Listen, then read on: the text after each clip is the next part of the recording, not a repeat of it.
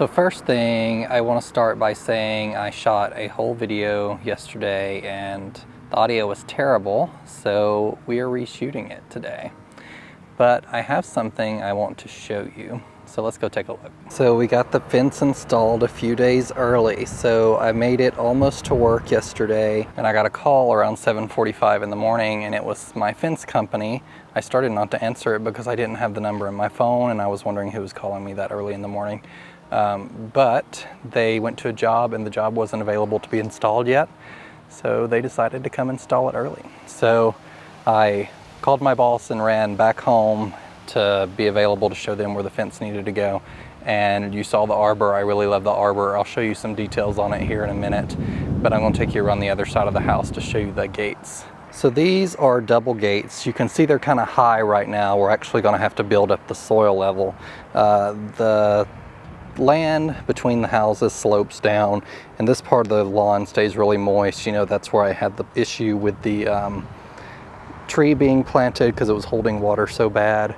And I am going to just build up some soil around this gate so the pups can't get out, and that's all we'll do there. But I'm really excited about how this looks. So I've decided that I'm going to put the 9 bark that I have on the side of the house. Let me show you that right quick. So this is actually it. I just popped it where it's going to be about in this area. I did get this earlier in the season and it's actually looking a bit rough right now because it's been in its container for months and I've just been keeping it supplemental watered.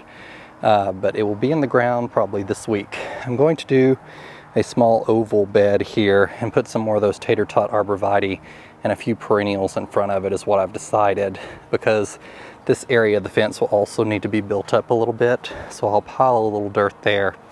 And then of course I will be heavily mulching that area, so that'll take up the rest of the gap. But let's enter the backyard, shall we? So you can see this bed is actually going to be just perfect right here. I am going to bring it obviously to this post, so the boxwood hedge will continue. I can stick a plant right here, still deciding what that might be. I'm thinking I have a pearl Glam beauty berry that has the nice purple berries in fall, and I think that might be a really good spot for it. I also have the 𝗖𝗢𝗗𝗘𝗢 hydrangea that I pulled up along the back of the fence line Monday morning before they got here, and I could also put it there. I'm not sure what I'll do with that 𝗖𝗖𝗘𝗘𝗢 yet. But you can see the gate here in this area as well, so these beds will extend around the corner here, and then I will have the Limelight Prime hydrangeas on each side there. And then the fence just continues around. You can see my little path I have here. I haven't disposed of my willow branches from my previous video yet. And I removed that 𝗖𝗖𝗘𝗢𝗘𝗢 that was right there. And that's just what it looks like. So all of these daylilies are going to come get moved elsewhere in the garden. And instead of having my walking path right against the fence, there are going to be strongbox inkberry hollies that go down this way from the shipment that I have, leftover evergreens. And then I think I will meander the path through here. I'll remove these perennials beside these hydrangeas and kind of tuck around that way to the other gate. I've got to come in here and do a lot of work in this area specifically. I need to get the boxwoods planted. You can see I've got the green tower boxwoods and they'll go on either side of the fence here, right on the corner. I think they only get about 1 to 2 foot wide and pretty tall, 6 to 8 feet I believe. But they can of course be pruned perfectly to the height of the fence or whatever height I would like them at. I did get my alliums, my serendipity alliums that I planted off a little bit, so those will be scooted over. But also the path may exit right here, so I could potentially move these alliums completely and put them elsewhere in the garden if I wanted to. This weekend I will probably get the rest of this rock spread out as necessary and move the green giant arborvitae behind the fence. And I'm actually going to move that one specifically down there to replace that one that did not survive transplant through the summer. I'm hoping this one does a much better job since it's going to be transplanted in fall. I'm going to try and get as big of a root system as I can, and we'll see how that works. I hope it does well. From the gate, you can see the fence just travels back behind the shed. Looks really nice there. I do have some walking space if I need to store anything on that side.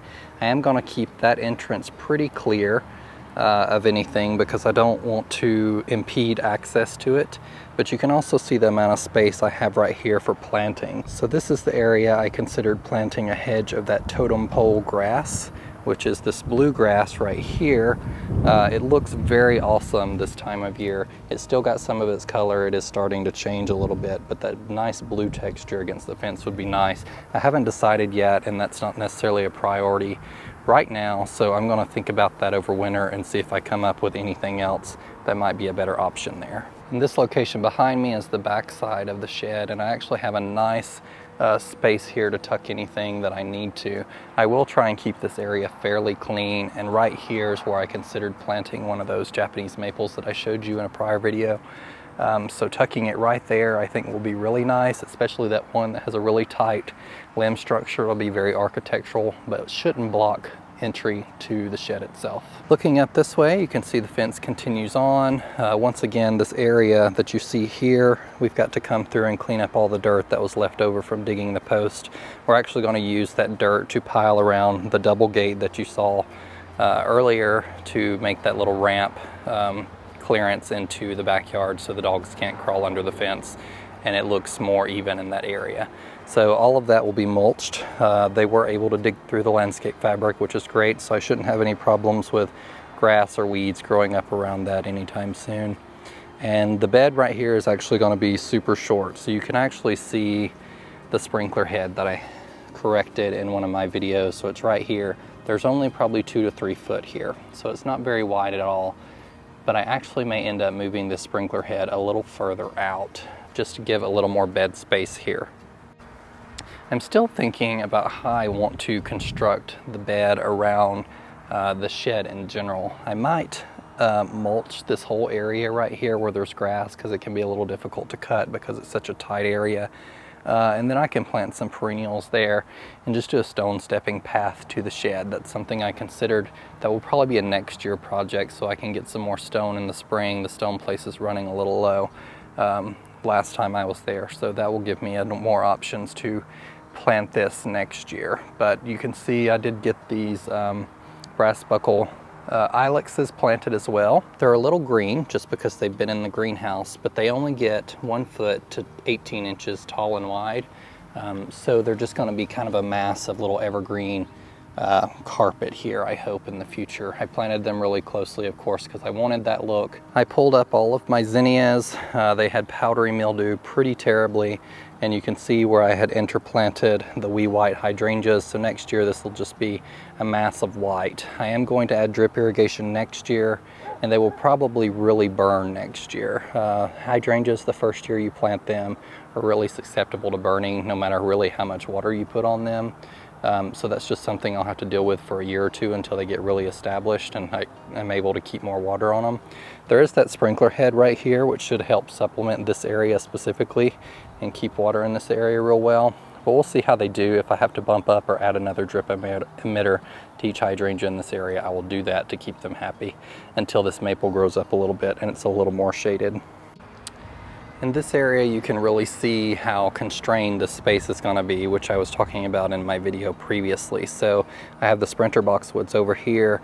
I'm going to continue the sprinter boxwoods on this side and probably interplant heuchera in front of those, because the gate opens in towards me and I don't want to hit any of that stuff when the gate is opening. So this area will be completely mulched this year. I plan to do that this season just to get it prepared for planting or stone put down next year. And then I will finish all the aspects of that in the spring next year. I will probably end up doing the dwarf Mondo grass along this path as well. It's what I'm considering. Someone mentioned in a video micro clover might be a really interesting thing to put here, and I really like that idea. I'm just really concerned about the micro clover spreading into the garden specifically, and that's not something I want to deal with and risk fighting in my lawn because I don't know how invasive it is. If you have planted micro clover before and had a really good experience with it, certainly let me know and I'll take that into consideration. I am just not sure if I want to commit to that in my garden yet, despite how interesting it looks. So let's get a good look at the arbor, because that was a shining star that I was waiting to get installed all season so I could plant roses on.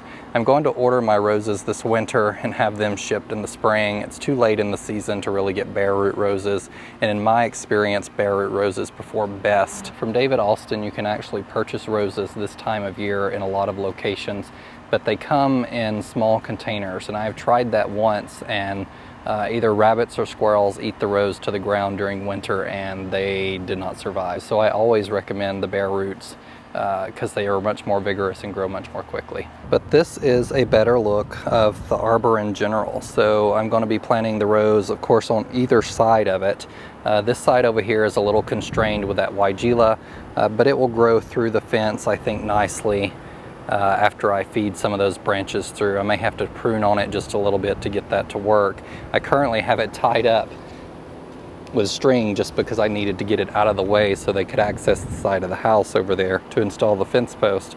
But I will be planting that rose down there, and then we'll just train it up over the arbor and across. But I think the arbor will be really gorgeous in the late spring and fall when the roses start blooming again on it. I am going to try and pick a climber that is a reblooming variety specifically for that reason. And I am probably going to end up doing the strawberry heel rose on that arbor just because I think the pink will look really nice on the side of the house. Overall, I'm really excited with how the fence turned out. There's still a lot to do in the garden, obviously. I need to get all of that soil cleaned up so we can bring in mulch and mulch around the fence. That's certainly something I want to get done probably in the next couple weeks, at least before it gets too cold.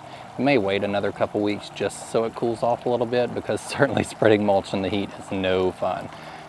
So that's where we're at, guys. It took them a day to put the fence in. They did have to come back today to put the gates on because I actually ordered the arched gates, which aren't really standard, and they put the wrong ones on the truck initially yesterday. So those had to be done today, and I think it's pretty much wrapped up otherwise.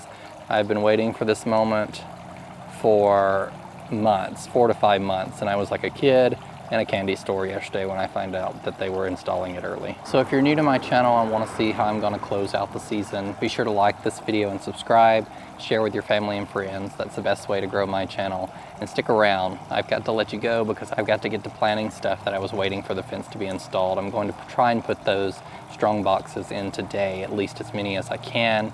And then we are going to proceed for the rest of the week, just getting stuff in the ground, finishing beds, planting all of those like 100 evergreens I have left over, and a few bare root perennials. Stay tuned, and thanks for following along. And remember, in a world full of hate, be a light. Take care, everyone.